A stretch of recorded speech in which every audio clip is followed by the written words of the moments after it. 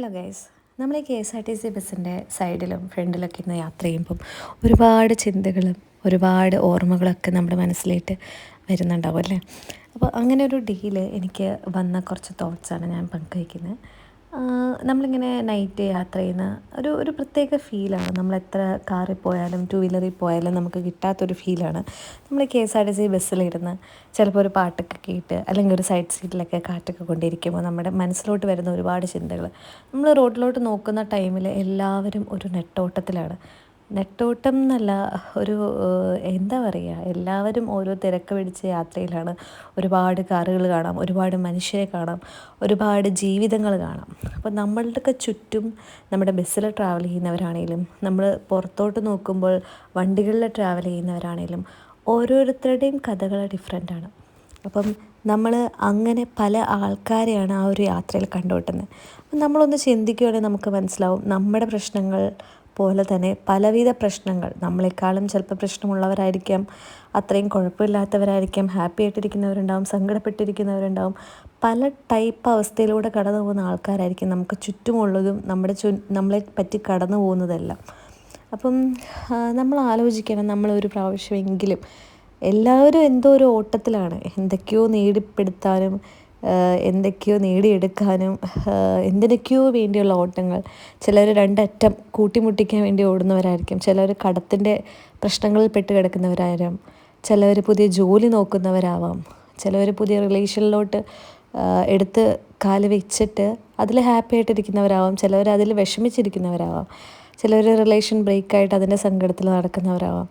Even ആത്മഹത്യയെപ്പറ്റി വരെ ചിന്തിക്കുന്ന ആൾക്കാർ നമുക്ക് ചുറ്റും ഉണ്ടാകാം. അപ്പോൾ നമ്മൾ വിചാരിക്കേണ്ട ഒരു കാര്യം എന്ന് പറയുമ്പോൾ, ഇത്രയും ആൾക്കാരുണ്ട്, ഇത്രയും ആൾക്കാരുടെ ഇടയിൽ നമ്മളും അതുപോലെ തന്നെ ഒരു മനുഷ്യൻ മാത്രമാണ്. നമ്മുടെ ജീവിതവും അത്രയും തന്നെ ഇമ്പോർട്ടൻ്റ് ആണ്, അതുപോലെയുള്ള നമ്മുടെ ചുറ്റിപ്പറ്റി നിൽക്കുന്നവരുടെ ജീവിതത്തിലും. അപ്പോൾ നമുക്ക് ചില സമയത്തൊക്കെ ദേഷ്യങ്ങൾ വരും. ഈ വണ്ടിയൊക്കെ ഇങ്ങനെ പോകുന്ന സമയത്ത് ചിലർ ഓവർടേക്ക് ചെയ്യുമ്പോൾ, ചിലർ ഹോൺ അടിക്കുമ്പം, ചിലവർ സൈഡ് തരാതിരിക്കുമ്പോഴെല്ലാം നമ്മൾ ദേഷ്യപ്പെടും. നമ്മൾ ഓർക്ക് എന്ത് തേങ്ങ ഇയാളെ കാണിക്കുന്നതെന്നൊക്കെ വിചാരിക്കും. പക്ഷെ നമ്മൾ ഒരു നിമിഷം അവരുടെ സൈഡിൽ നമ്മൾ എമ്പതറ്റിക്കലി ചിന്തിക്കുമ്പോൾ നമുക്ക് മനസ്സിലാവും, അവർ ഏത് സാഹചര്യത്തിലൂടെ കടന്നു പോകുന്നതെന്ന് നമുക്കറിയില്ല. ചിലപ്പോൾ അവർ ആദ്യമായിട്ട് ഡ്രൈവിങ് പഠിച്ച് ഇറങ്ങിയിട്ടേ ഉണ്ടാവുള്ളൂ, അതിൻ്റെ ഒരു ടെൻഷനായിരിക്കാം. ചിലപ്പോൾ അവരുടെ മൈൻഡിൽ വേറെ എന്തെങ്കിലും കടന്നു പോകുന്നു, എന്തെങ്കിലും ജോലി നഷ്ടപ്പെട്ടതിൻ്റെ വിഷമമോ, അല്ലെങ്കിൽ അച്ഛനോ അമ്മയോ നഷ്ടപ്പെട്ടതിൻ്റെ വിഷമമോ, അല്ലെങ്കിൽ റിലേഷൻ ബ്രേക്ക് ചെയ്തൊരു വിഷമത്തിലോ, അല്ലെങ്കിൽ എന്തിൻ്റെയെങ്കിലും സ്ട്രെസ്സിലൂടെയൊക്കെ കടന്നു പോകുന്ന ആൾക്കാരായിരിക്കും അവർ. അപ്പം അതുകൊണ്ടാവാം അങ്ങനെ സംഭവിക്കുന്നതെന്ന് നമ്മൾ ചിന്തിച്ചാൽ തീരാവുന്ന പ്രശ്നങ്ങളേ ഉള്ളൂ. നമുക്ക് ചുറ്റുമുള്ളവരെ ഒരു കരുണയോടുകൂടി കാണാൻ പഠിക്കുക എന്നുള്ളതാണ്. ചിലർ സന്തോഷത്തിൽ പോകുന്നവരായിരിക്കാം, ചിലർ ഹാപ്പി ആയിട്ടിരിക്കുന്നവരായിരിക്കാം.